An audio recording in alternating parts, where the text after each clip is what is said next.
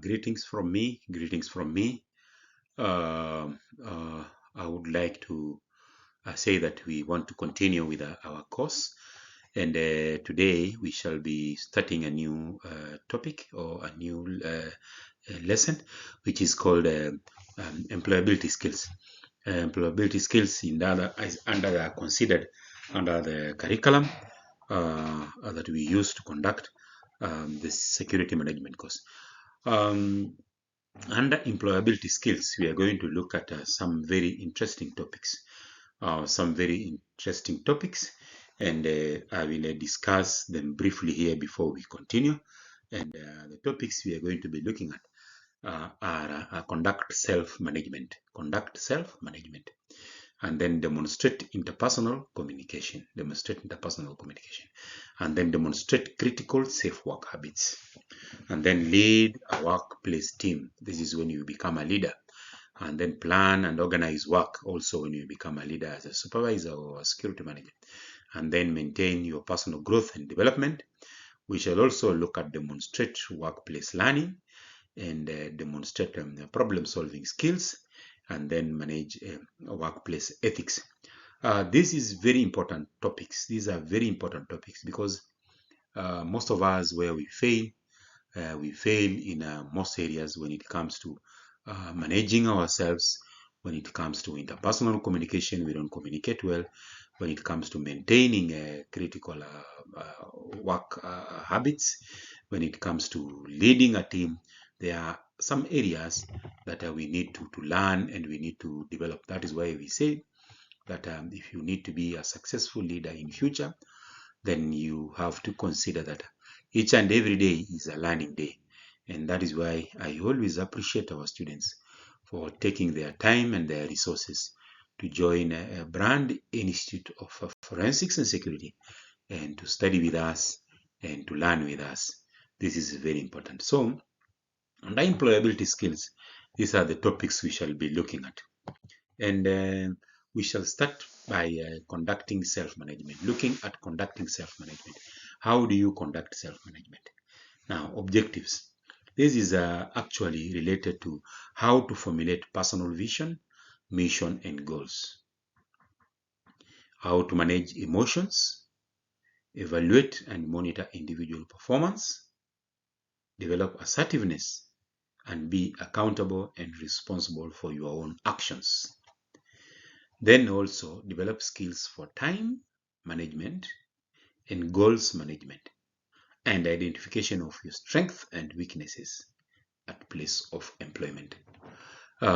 Remember, we all have strengths and weaknesses, and we have to learn or identify our strengths and weaknesses. For example, me, I can say my strength is time management.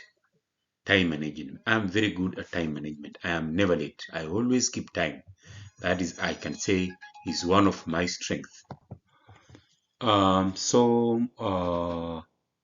first topic is conducting self-management, and we shall be looking at the things that I have mentioned, which is a vision, mission, goals, managing emotions, evaluating and monitoring individual performance, developing assertiveness, and being accountable and responsible for your own actions. We mostly, in most life situations, even at the workplace, we blame other people for our own actions. We don't take responsibility for our own actions, and we don't be accountable for our own actions.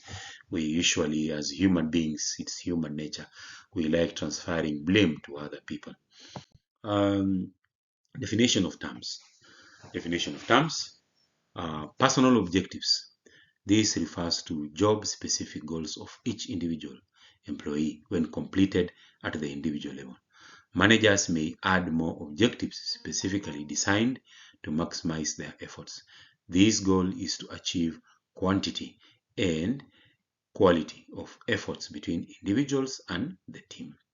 Self-esteem. This is an individual subjective evaluation of their own worth, encompassing beliefs about oneself as well as emotional state such as triumph, despair, pride, and shame. So self-esteem. And then self-image, the idea one has of one's abilities appearance, and personality. And then assertiveness. This is a skill that allows someone to show confidence about what they believe at the workplace. And then self-management involves understanding yourself, understanding your interests and abilities, having a positive attitude, and grooming yourself in order to develop self-confidence. Self-management is very important.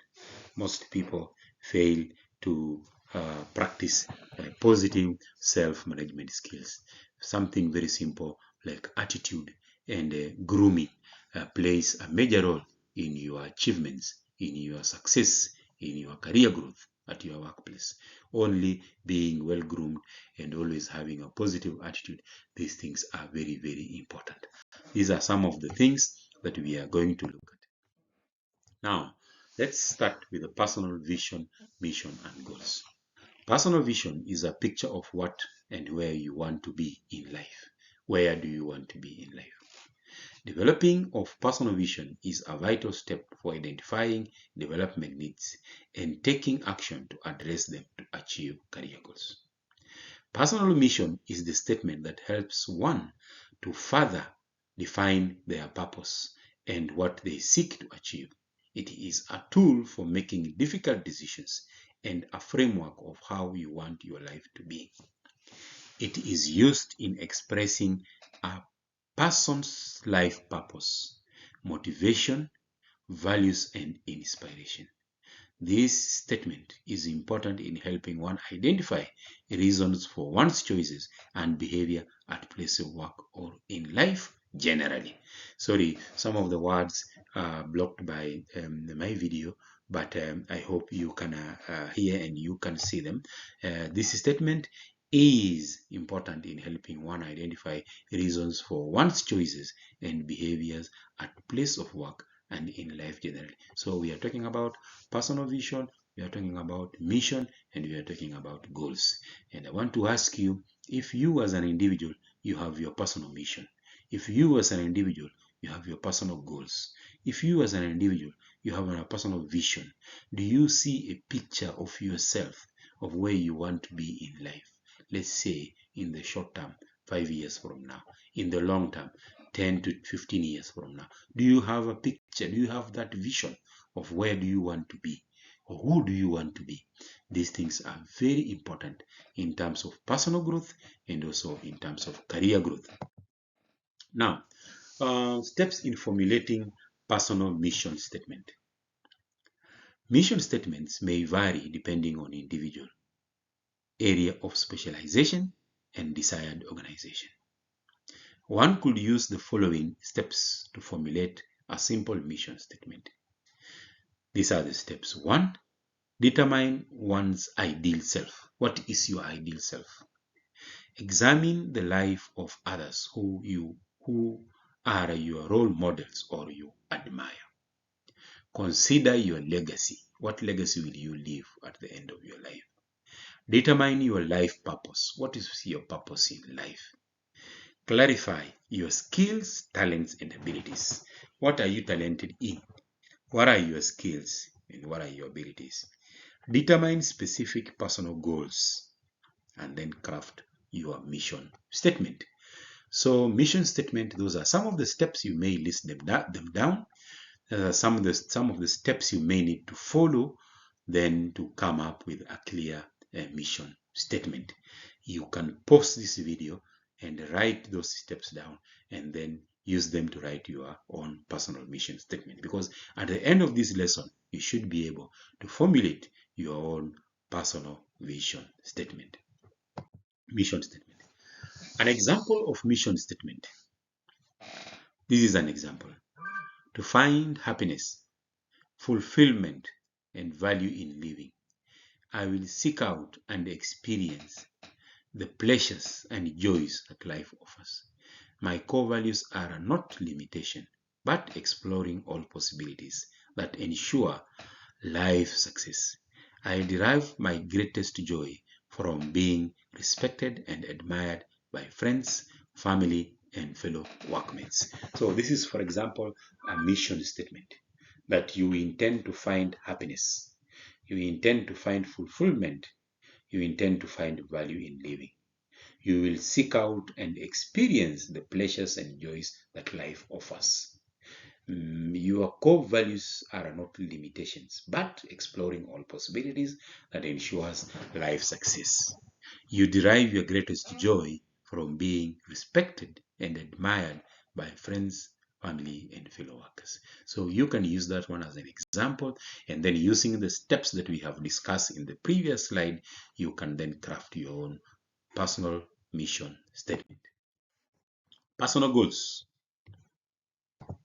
Personal goals. Personal goals provide a long-term direction and short-term motivation for individuals in what they want to achieve. I believe you have got your own personal goals. These are very specific statements of what an individual wants to achieve in a career, academics, life, or spiritually. So you must have a very short statements of what you want to achieve first in your career, in your academics, in your life, and spiritually. In academics, you are doing very good now because this is one of your long-term plan, I believe, and you are one of your long-term goal. And then you have now think about your life spiritually, and also in your career. And then personal goals are formulated from an individual knowledge, available resources, and skills. They are a time bound such that one can set specified time of achieving the goals. For example, you can say that by August this year, I'll have achieved a certificate in CCTV surveillance, or by September this year, I'll have achieved a certificate in occupational health and safety management. So they are time bound such that one can set specified time of achieving the goals. Setting in personal goals is key in helping one keep sight of their progress in life and at the workplace. One can formulate different goals to achieve various purposes in life. For example, I want to become a nationally recognized sports person. For example, me, I want to become an internationally recognized security professional or security lecturer. So these are some of the short statements that you have to make as relates to personal goals. Then also we have emotional management. We have spoken about vision, mission, and then personal goals. So I believe you will set those as a person. Set your vision, the picture of what you want to be sometime from now. Then think about your personal statement. Follow the steps and craft a personal statement. And then set your short-term goals, taking into account your career, your academics, your life, and your spiritual life. Do that, please, and note it down. I will ask you to send it to me as an assignment so I see the progress you are making. Let's talk about emotional management. There is what we call emotional management, and there is what we call emotional intelligence at the higher level. Emotional management at place of work is important. This goes a long way in one being able to understand their emotions, control reactions, and recognize the effect of their emotions and actions on others. People experience various emotions at place of work. These keep changing based on the situation. 5 common emotions people handle at the work include frustration, dislike, anger, feeling low, and insecurity. We are going to discuss each of them one by one. Forms of anger at the workplace. Let's start with anger. Being excessively critical of others, berating or bullying others, being abrupt and dismissive. So those are some of the forms of anger. Sabotaging other people's work indirectly, for example, by being consistently late to meetings, responding late to messages, or not sharing information. Those are some forms of anger at the workplace that we as security professionals and other professionals equally should avoid. Avoid these petty things of sabotaging other people, of being abrupt and dismissive, of being excessively critical of others. These things are unprofessional. These things are unethical. These things should not be entertained in this age that we are living currently. Other forms of anger include sometimes is a symptom of fear, insecurity, depression, and even substance abuse. They say anger sometimes is a symptom of fear, insecurity, depression, or even substance abuse. Unless anger is managed, it can be misdirected to our work or close family members without realizing it. Many of us, after a hard day at work, have gone home angry and then erupted in an angry outburst at a partner or a family member. When anger is expressed in an unhealthy way, it ends up distracting everyone else at place of work. Management of anger at place of work is vital in enhancing relationships and avoiding conflict. Methods of anger management. So how do we manage anger? Observe professionalism at place of work. These include engaging rational problem solving and maintaining a positive attitude to work and interaction with the people at the place of work. Avoid getting personal. Avoid getting personal. There are some people who get personal over very small things. And then take in deep breaths before expressing yourself in tense situations. Take a healthy break if under pressure. Listen to your favorite music. So what is your favorite music? Currently, my favorite music is bongo music. The Tanzanian guys, I like them. They sing very nice songs with very nice rhythms and very nice voices and very nice messages. I like in particular a guy called I like in particular a guy called Diamond. Diamond sings very nice songs, but my favorite is Harmonize. There is one song he sang recently called I Am Single. That is a very nice song that if you listen to and if you are under pressure, then you will relieve, your anger will go away. So personally, me, I like bongo music and also reggae music. I don't know what type of music you like, but listening to your favorite music is one way of managing anger. And then effects of unmanaged anger affects team productivity, relationships, and physical and emotional well-being, leads to demoralization of the team. So anger affects team productivity. It also affects relationships and also physical and emotional well-being. It leads to demoralization of a team. Insecurity. Insecurity is a big problem at most workplaces. Change and the feelings of loss of control often trigger or make one feel nervous or insecure at work. Insecurity at work affects self-confidence.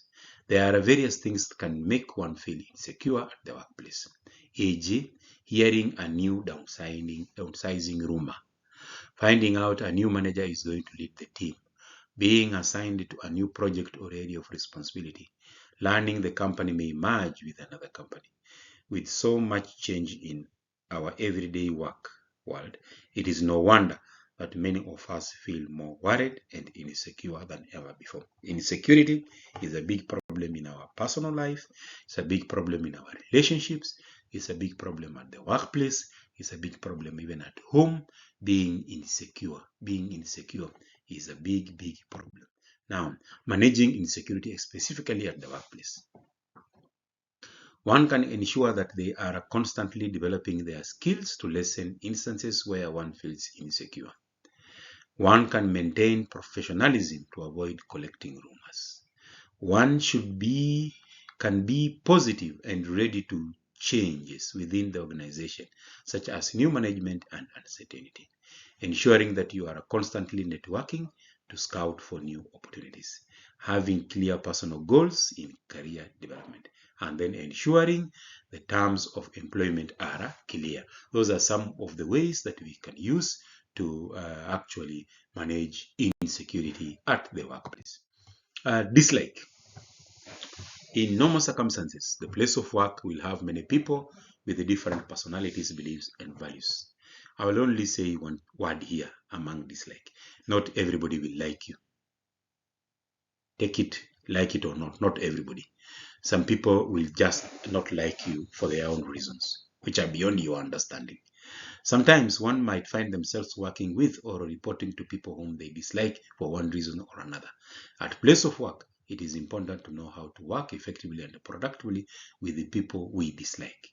One should be able to remain calm and avoid confrontation with the people they dislike. Avoid being personal. Avoid. Stay out of the line. I have seen it put a lot of people into trouble. Even myself, I was one time went into a lot of troubles with the people I disliked and quarreled them in front of the general manager and the human resource manager. And I could not keep the job anymore until I had to resign. So avoid being personal and then remain calm and avoid confrontation with the people you dislike. And then feeling down. Feeling down also happens to all of us. Everyone feels low or has a bad day now and then. When we feel down, we may have a low energy to work, worry more than usual, feel distracted or guilty about time away from family and friends, feel disappointed or unhappy, just not feel up to doing a full load of activity. And then feeling down affects work productivity and can land someone into big problems. There are various reasons for feeling low. For example, a prolonged feeling of despair, worthlessness, and personal feeling down can be a reason to a setback, such as not being recognized for an achievement at work or being overloaded. So feeling down, it is normal that we sometimes feel down due to various reasons that we have mentioned. We worry, we have low energies, and we feel that we are just not up to the day. So it is encouraged that you avoid feeling down because it can lead to worthlessness. It can lead to personal feeling down can be a response to a setback, such as not being recognized or achievement at work or being overloaded. Some people feel down after they have finished an important or especially exciting project and return to more ordinary tasks. Others feel low because of circumstances in their personal lives.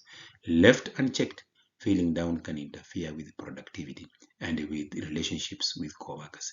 It is important to keep in mind that a prolonged period of feeling low or feelings of worthlessness and despair can be a sign of depression.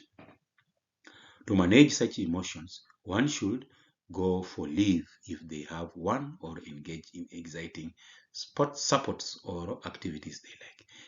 Play a favorite music. Avoid people who discourage you. Some people feel down after they have finished an important or especially exciting project and return to more ordinary tasks. Others feel low because of circumstances in their personal life. It's important to keep in mind that a prolonged period of feeling low or feelings of worthlessness and despair can be a sign of depression. To manage such emotions, one should go for leave, play favorite music, and also avoid people who discourage you. You know, at the workplace, also generally in life, there are people who like discouraging others, and you should notice them and stay away from them.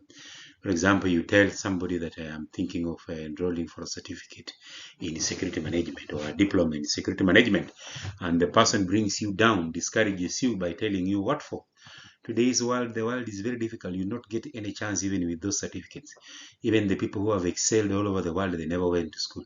My friend, those are people who discourage you. Stay away from them.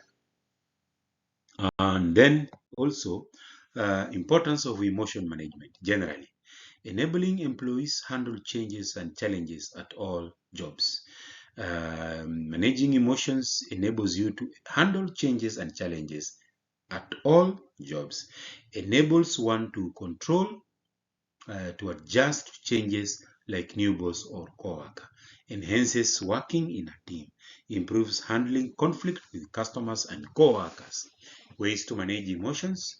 To manage emotions effectively, one needs to be aware and recognize their emotions and feelings. Do you know we know ourselves? Like me, for example, one of my weaknesses is that I'm subject to very erratic. That sometimes I don't take so many. I don't like a lot of jokes and people who bring others down. So, and I am also quick to tell people that this is wrong. To manage emotions effectively, one needs to be aware and recognize the emotions and feelings. So you have to know yourself, know your emotions, understand your feelings. It is also important for one to be acknowledgeable on what triggers their emotions. Emotions often have a positive impact at work. Learning to manage our most challenging emotions takes effort, but the payoff is big. Continue. Ways in managing emotions at place of work. Learn to express your emotions in a appropriate way. Recognize your emotions. Give appropriate feedback to clear the air. These are very important ways of managing emotions at the workplace. Also, remember remember how you managed a problem in the past, and then problem solving by writing it down, and then seek support from your company's employee assistance program or a program that provided this publication, or the program that provided this the authors of this publication. So talking to a professional can help you gain perspective on problems and come up with solutions, as well as specific techniques that will help you manage your emotions more effectively. Also, build up your emotional resilience.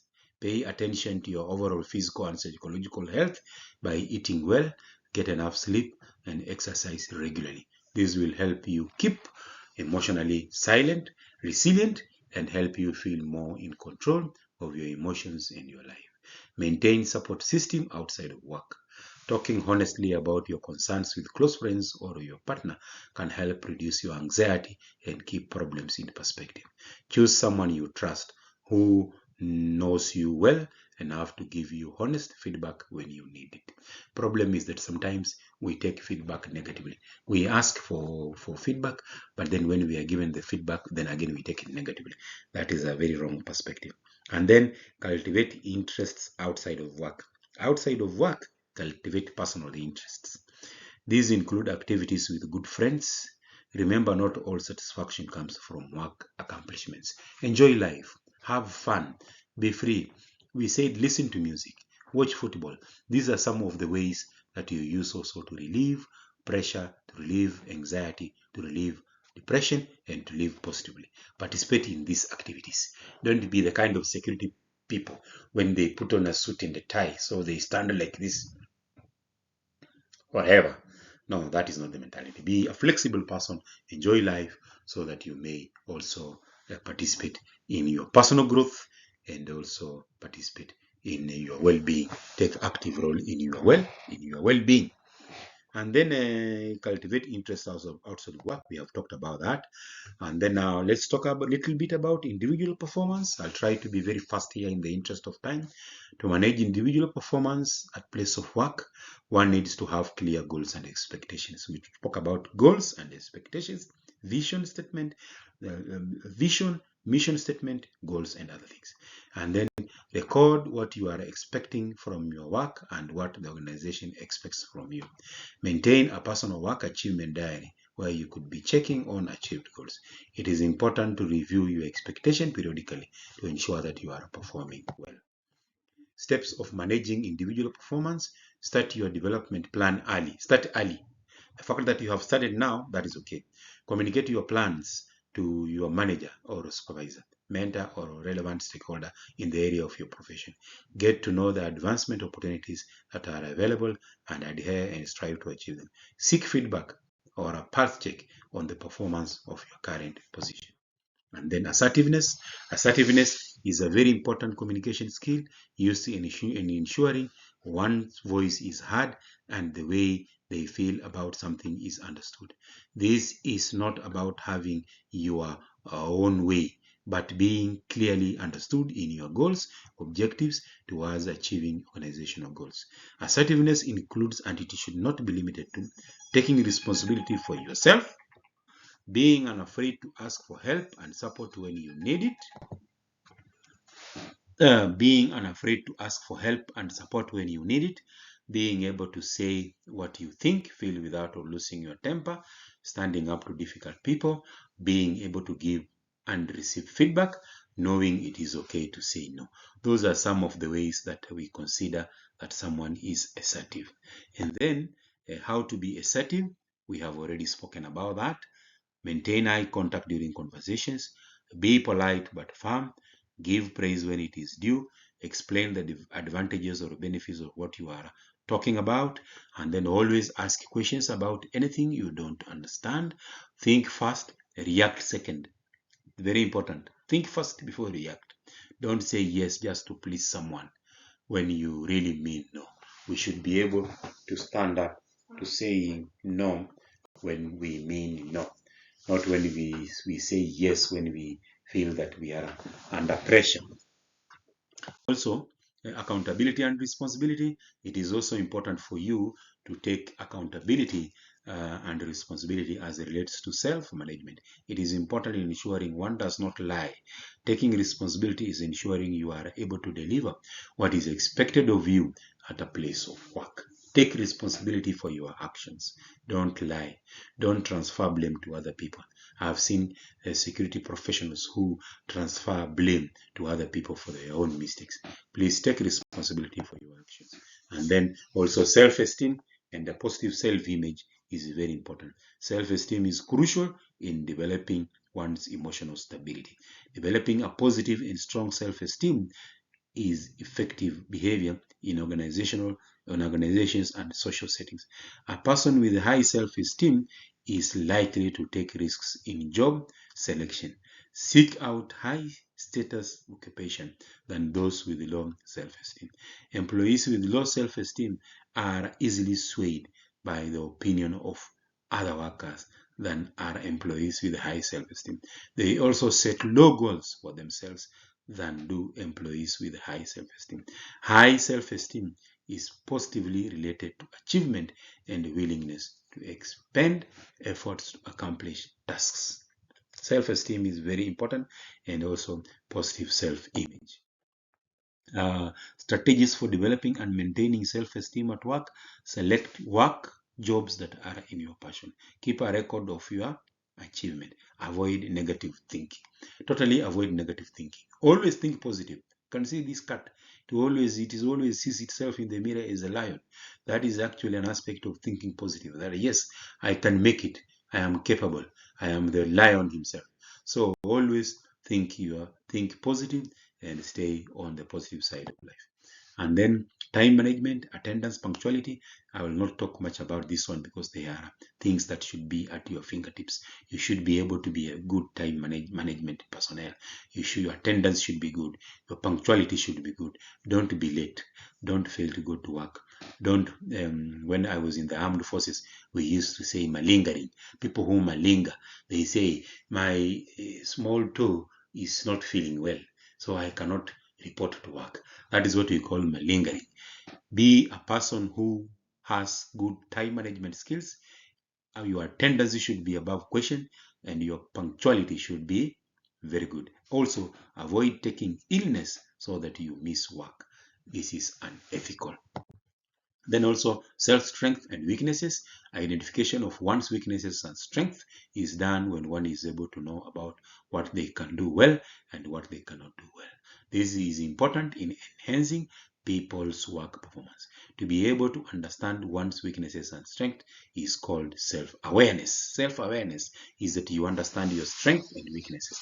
Self-awareness allows one to know their inner strength and weaknesses, hidden talents, skills, and even weaknesses. Self-strength and weaknesses enables one to understand what they can do better and what they need to improve on.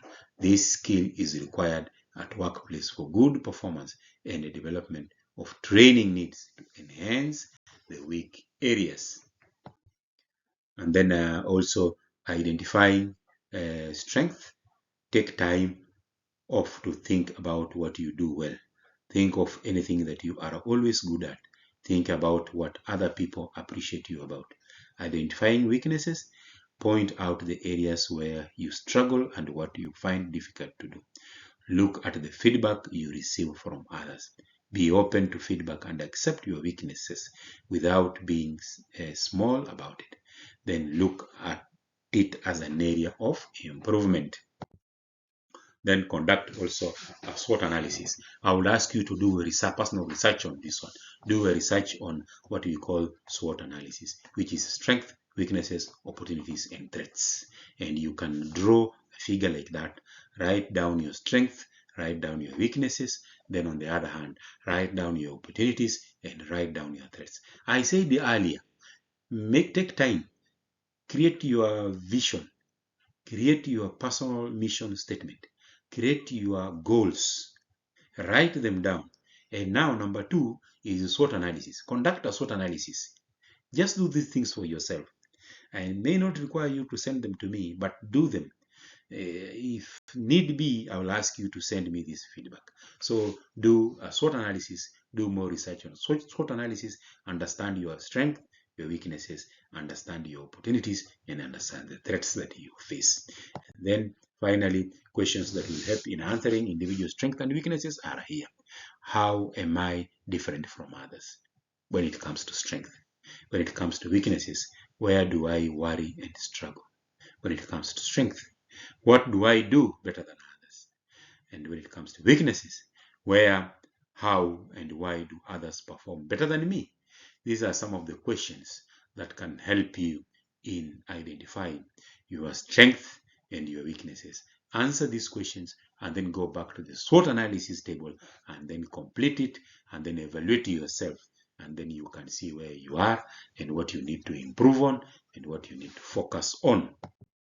Finally, those are the strengths and those are the weaknesses and these are the opportunities and these are threats. These are examples. Can you please take a minute to read them and to note things down and go back to the SWOT analysis and then complete it accordingly.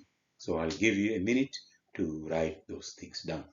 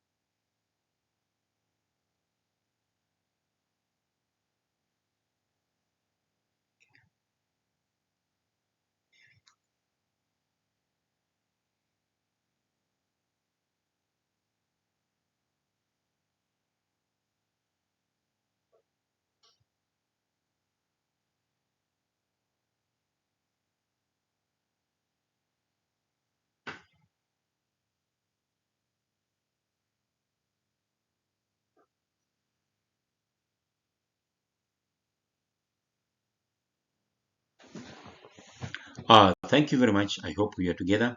We are going to meet again in our second lesson of employability skills as we continue further. So thank you very much for listening to me. Thank you for your time, and I wish you success in everything.